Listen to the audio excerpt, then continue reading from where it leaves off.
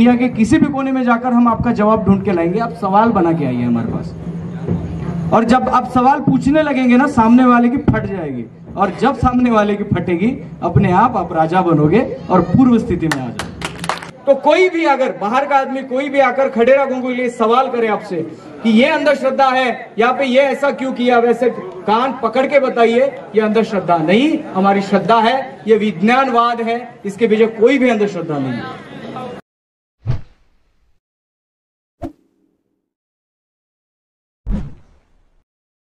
इसका 1% टाइम मैं आपसे ले रहा हूं, 5 और 10 मिनट। इस 5-10 मिनट में जो भी मैं बताऊंगा वो आपको सुनना है, अच्छा लगे तो लेना है, नहीं तो छोड़ देना, लेकिन सुनना जरूर है क्योंकि बहुत दूर से आया हूं।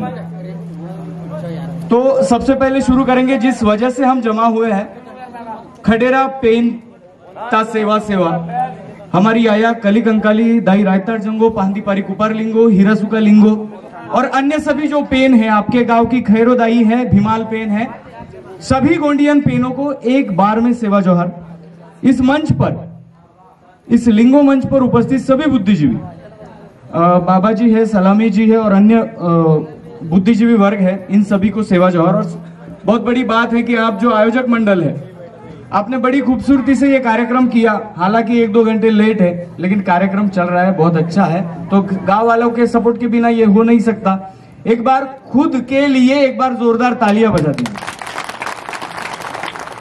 अभी मैं सीधा मुद्दे की बात पर आता हूं, और सभी जो यंग बॉयज है, जो हमारी चाची, नानी, काकी, दादा, आबा, आई, सब लोग यहाँ पे सुनने वाले 10 मिनट, कोई भी सवाल नहीं करेगा, और अगर सवाल है तो मेरी स्पीच खत्म होने के बाद करेगा, ठीक है।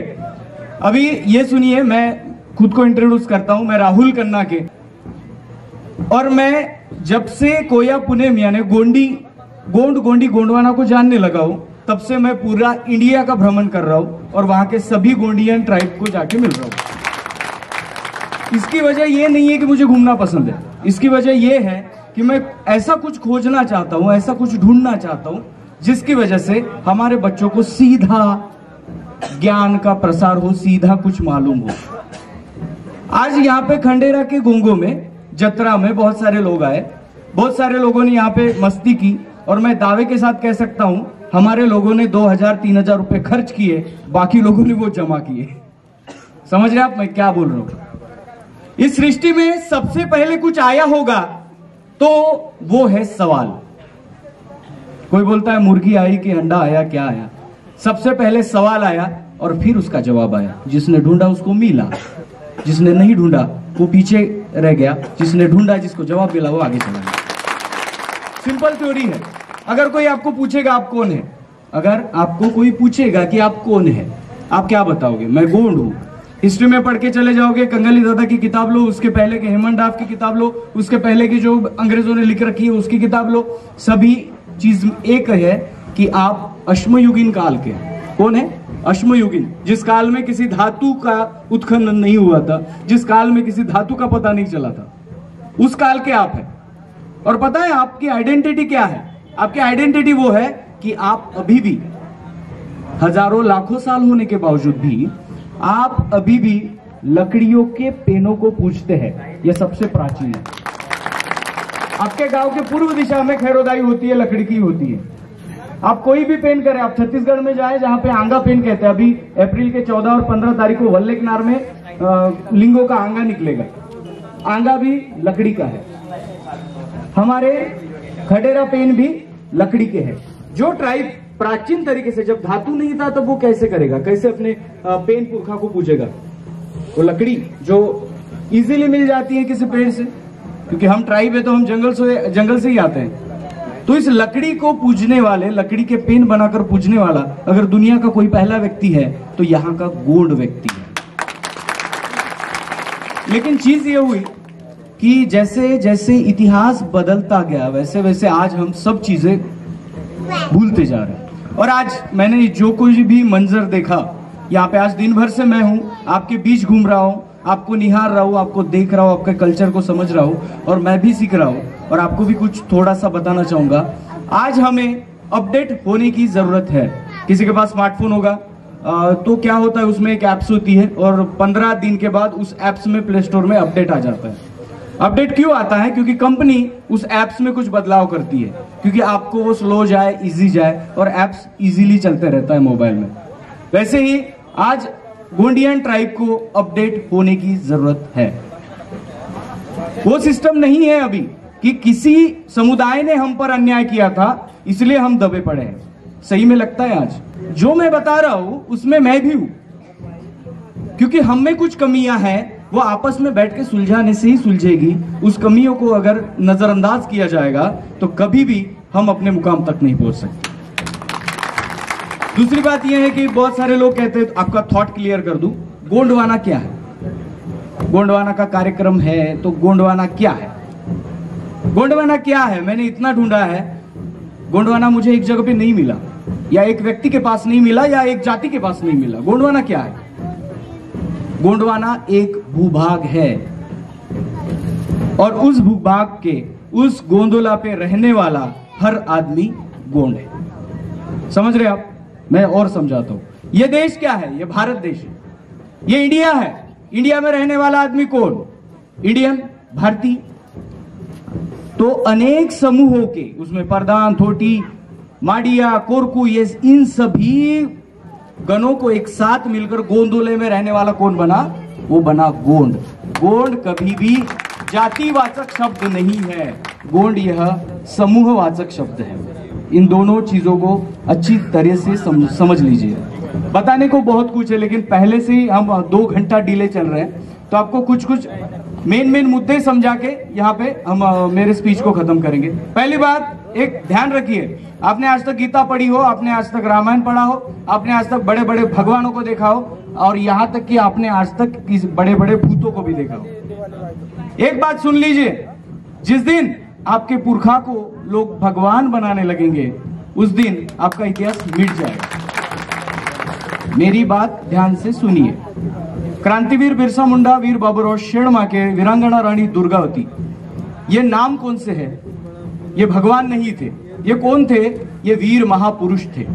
इन लोगों ने कुछ बलिदान किया यहाँ पे, और फिर अगर हम उनको भगवान बनाते हैं, उसका मूर्ति बनाते हैं, उसके सामने अगरबत्ती जलाते, उसकी एक आरती लिख लेते हैं, तो आने वाले हमारे छोटे छोटे बच्चों को यही समझेगा कि वीरांगना रानी दुर्गावती हमें आशीर्वाद देती है, उसके लाइफ के बारे में हमें पता करके क्या होगा। और यही आपके महापुरुषों के साथ दिन ब दिन षड्यंत्र रचा जा रहा है। हाँ, लेकिन हर कोई यहाँ पे षड्यंत्र रचता है, लेकिन उसका बलि का बकरा किसे बनना है वो अपने आप पे डिपेंड है। मैं जितनी भी दुनिया घूम रहा हूं, जितने भी लोगों के सामने जा रहा हूं, उसमें सबसे ज्यादा प्राचीन और सबसे ज्यादा एंशियंट ट्राइब कोई है तो यहाँ का गोंडियन ट्राइब है। और इसी गोंडियन ट्राइब को समझाने के लिए हम आ गया है। खटेरा का कंसेप्ट समझ लीजिए। बहुत सारे लोगों ने मुझे कहा कि वो मेघनाद है, तो बहुत सारे लोगों ने यह भी कहा कि हम क्या अभी रामायण को सच कर रहे हैं। सवाल दोनों भी जायज है।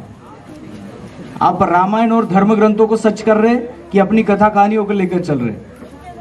इन दोनों सिस्टम को समझने के लिए पहले यह समझिए, आपका जो खडेरा पेन है, जो खड़ा है, आपके पुरखाओं ने कभी उसको गाड़ा होगा, पुरखाओं ने कभी उसको स्थापित किया होगा। वो इसलिए नहीं किया कि आप उसके सामने गिड़गिड़ाओ, इसलिए किया कि आप उसका अर्थ समझो। मैं अगर ऐसे काल में हूं, जहां पे ना मोबाइल है, ना पेन है, ना बुक है, ना कुछ है, तो मैं अपने नाती तक कैसे मैसेज पहुंचाऊंगा? अगर मैंने अपने खेती के लिए एक हल का खोज किया, मैंने एक नया हल बनाया जो हल्के चलता है, बैल भी अच्छे चलते हैं, टेक्नोलॉजी अच्छी है, लेकिन मेरे पास कोई ऐसा साधन नहीं है जो मेरे नाती तक मैं पहुंचा सकूं, तो मैं कैसे पहुंचाऊंगा? ये सवाल हमारे पुरखाओं के पास भी आया था जब उन्होंने पहली बार खेती की थी, जब उन्होंने पहली बार हल चलाया होगा, जब उन्होंने पहली बार कोई गोंगों का आयोजन किया होगा, तब हमारे पुरखा, हमारे दादा के दादा के दादा के दादा के दादा को भी यही सवाल आया होगा कि मेरे नाती के नाती के नाती तक ये जानकारी मैं कैसे पहुंचूं? और इसके लिए आपके पंडुम नियुक्त किए गए। पंडुम का अर्थ होता है व्यवस्था को बनाए रखना, त्योहार और पर्व, इसमें फर्क है। पंडुम का अर्थ होता है व्यवस्था को बनाए रखना। जब से मौसम शुरू होता है, यानी चैत महीना आता है, वहां से लेकर फाल्गुन तक आपके पूर्णिमा और अमावस्या में 1 ना 2 पंडुम आते ही रहते हैं और आपके हर पंडुम में वैज्ञानिक जानकारी है। शुरुआती में जब साजोनी कहते हैं हम लोग, शुरुआती में जब हम साजोनी कहते हैं तो उस साजोनी में हल की पूजा करते हैं, हल को चला के देखते हैं कि चलेगा कि नहीं, खेती में नहीं चलेगा तो उसको दुरुस्त करके लाते हैं। दूसरे दिन बीजा पंडुम होता है, हम बीज बोते हैं। उसके बाद एक पंडुम होता है, फसल आती है, पोरा हो जाता है, दिवाली आती है, फसल घर आती है। पूरा खेल, पूरे त्योहार, पूरे पंडुम आपके खेती पर निर्भर है। याद रखिए, क्योंकि इस दुनिया को निवाला देने वाला और खेती की खोज करने वाला अगर कोई समुदाय है तो वो यहाँ का ट्राइबल समुदाय है। और इसलिए आपकी जो भी रीति पद्धति परंपरा है, उस परंपरा को कायम साबुत रखिए, वो एंशिएंट है। अभी आप सभी गांव के लोग हैं, खडेरा पेन है तो उसके बारे में बता दो। खडेरा पेन को आपके पुरखा ने 4 पैर क्यों नहीं दिए? जो पिलर है वहां पे 3 ही दिख रहे हैं आपको, 4 नहीं दिए ना, 3 ही पिलर दिए। उसके बाद वहां पे जो कपड़ा लपेटा गया वो सफेद और लाल ही क्यों है? उसके पीछे क्यों, क्या ऐसी स्टोरी है? जब हम बाजा लेकर जाते हैं उसके गोल गोल घूमते हैं और गोल गोल घूमने की जो स्टाइल है ना, वो स्टाइल आप चेक करिए, वो है राइट टू लेफ्ट, प्राकृतिक घूमना है। और बाकी लोग जो पूजा पद्धति अपनाते हैं उनका लेफ्ट टू राइट होता है। आप में और उनमें ये फर्क है कि आप प्राकृतिक दिशा में हो, आप राइट टू लेफ्ट घूमते हो। आप बैल भी खेत में ले जाते हो तो बैल भी राइट टू लेफ्ट ही घूमता है। आप किसी घर में एक छोटी सी बेली लगा दो, वो बेली आगे चढ़ेगी तो वो राइट टू लेफ्ट ही चढ़ेगी। पृथ्वी की परिक्रमा भी राइट टू लेफ्ट है। और ये आपकी जो दिशा है इसे प्राकृतिक दिशा कहते हैं, इसे एंटी क्लॉकवाइज कहते हैं। और ये सिस्टम आप सभी में है। भले भांति आप अपना इतिहास नहीं जानते हो, फिर भी आप जो कर रहे हो ना वो प्राचीन है। खडेरा गुंगो मेघनाद है कि नहीं ये सवाल तो बाद में है, लेकिन खडेरा गुंगो जब बनाया गया तब उसका वैज्ञानिक कारण यह है कि यहाँ के जब आपकी गेहूं की फसल उग रही है और आप यहाँ जत्रा कर रहे हैं, आप खेती पे निर्भर वाले लोग हो, आपके पंडुम हो जाते हैं। मेघनाद रामायण से रिलेटेड है कि नहीं, रावण रामायण से रिलेटेड है कि नहीं, इसका एक सवाल है। वो ये है, यहाँ पे धर्म ग्रंथ तब बने, तब लिखे गए जब कोई भाषा बनी और लिखी गई, लेकिन ट्राइबल आदमी उसके पहले भी हजारों साल पहले, लिपि बनने से पहले भी था। तो ग्रंथ पुराने कि आप पुराने? आप पुराने, तो आप ग्रंथों का सहारा क्यों ले रहे हो? आपकी प्राचीन रीति पद्धति क्या है? आपकी प्राचीन रीति पद्धति यह है कि आप पाटों में अपना इतिहास बताते हो। गोंडी जो पाटे गाते हैं, अपनी महिला है मातृशक्ति, उनकी पाटों में इतिहास होता है और वही कथा बताई जाती है। बिल्कुल यही सेम सिचुएशन मेरे साथ हुई। अभी बहुत सारे बुजुर्ग लोगों ने मुझे बताया, मेघनाथ की कहानी बताई कि वो काली कंकाल के भक्त थे और जब वो पूजा कर रहे थे तब उन पे वार किया गया। यही चीज हिरण्यकशिपु के साथ हुई, यही चीज भैंसासुर के साथ हुई, यही चीज हमारे वीर बाबूराव शर्मा के साथ हुई, यही चीज हमारे बिरसा मुंडा के साथ हुई। और छल कपट कूटनीति से हमारे महापुरुषों को मारा गया, दबाया गया, दबोचा गया। अगर समाज की बातें ऊंचाई तक ले जानी है तो प्लीज आप सवाल करना शुरू करिए। मैंने पहले सेंटेंस में कहा था, इस दुनिया में सबसे पहले कुछ आया होगा तो वो सवाल आया है, और सवाल जो लेके आया है उसको जवाब भी मिल ही गया है। गोंडवाना की कोई भी तार्किक बात हो, हमारे आके जी है, इनको बहुत अच्छे खासा नॉलेज है, इनके पास आइए। अगर इनके पास नहीं मिलता तो दुनिया के किसी भी कोने में जाकर हम आपका जवाब ढूंढ के लाएंगे। आप सवाल बना के आइए हमारे पास, और जब आप सवाल पूछने लगेंगे ना, सामने वाले की फट जाएगी, और जब सामने वाले की फटेगी अपने आप राजा बनोगे और पूर्व स्थिति में आ जाओगे। हमें अभी कोई नहीं रोक रहा है, कोई समाज नहीं आ रहा है, कोई गला नहीं दबा रहा है और ये नहीं कह रहा कि बेटा तू पढ़ मत, ये नहीं कह रहा कि बेटा तू पढ़ मत। दुनिया खुली है आपके लिए, दुनिया खुली किताब है। जहां जाना चाहते हैं जाइए, जहां जो पढ़ना चाहती है पढ़िए, जो सीखना चाहते हैं सीखिए।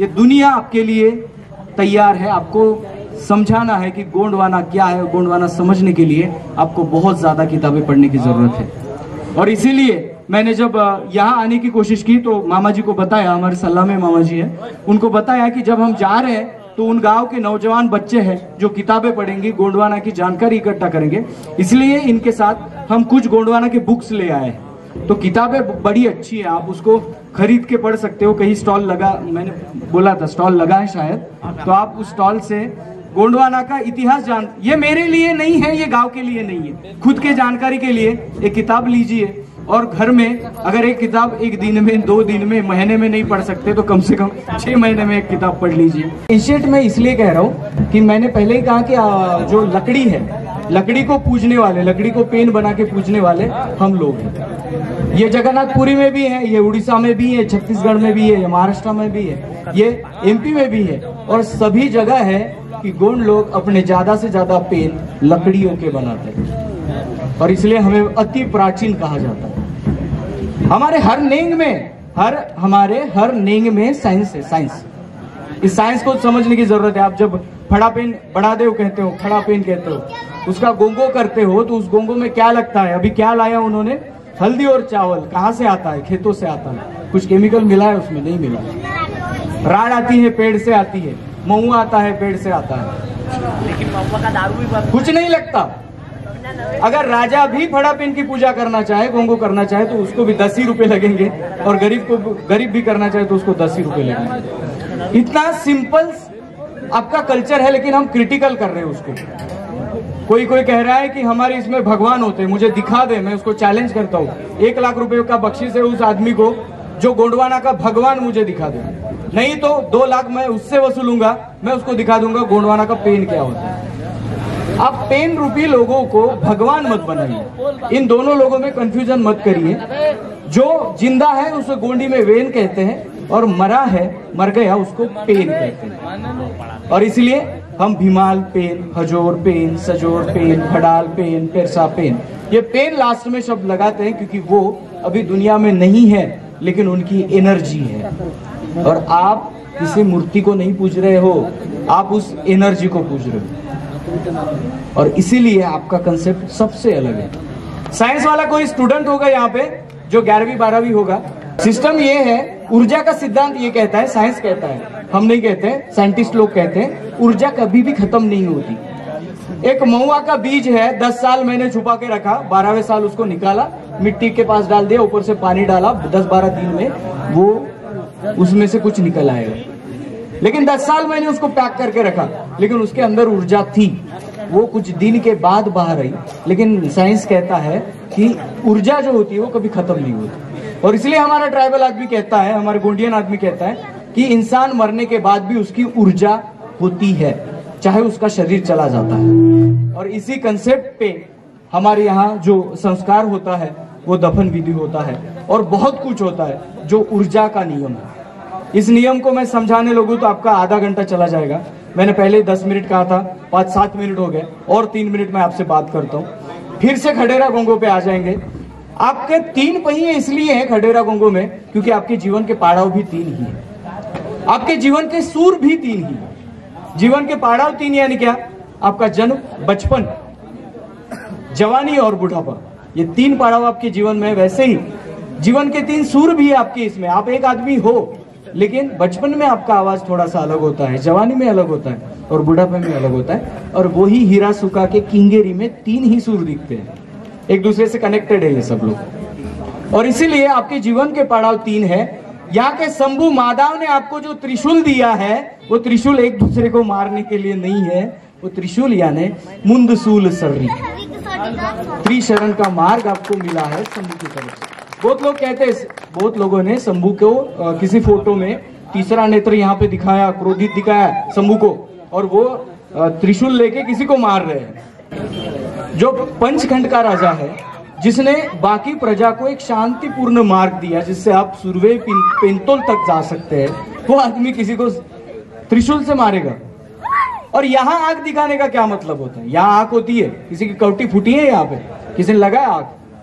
अरे जो तीसरा नेत्र बोलते हैं, जो गोंडी पाटाओं में है, उसका अर्थ है कि हमारे मन में भी एक अच्छी बातें होती है, उस अच्छी बातों को सामने लाना, यानी आपके मन चक्षु को जागृत करना, यह है आपका तीसरा नेत्र। जब आपको सच्चाई पता चले,